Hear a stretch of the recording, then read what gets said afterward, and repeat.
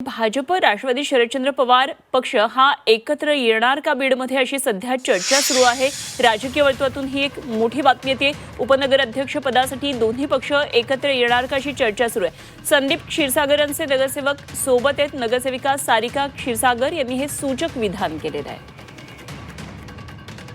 शहरामध्ये समाजामध्ये तेढ निर्माण करण्याचा प्रयत्न, आटोकाट प्रयत्न या लोकांनी केला आणि हे लोक अशा पद्धतीनं आपलं एकदम अशी भूमिका बदलणारे लोक, यांना यापुढं बीडकर नाही तर बीड विधानसभा मतदारसंघ कधीच त्या ठिकाणी स्वीकारणार नाही। यांना हद्दपार केल्याशिवाय राहणार नाही। इथून पुढं फक्त आणि फक्त बीड विधानसभा मतदारसंघामध्ये घड्याळाचाच गजर झालेला दिसल, तो क्षीरसागर व्यतिरिक्त असणार आहे।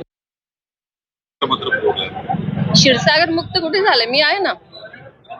क्षीरसागर मुक्त हे झालेलं नाहीये।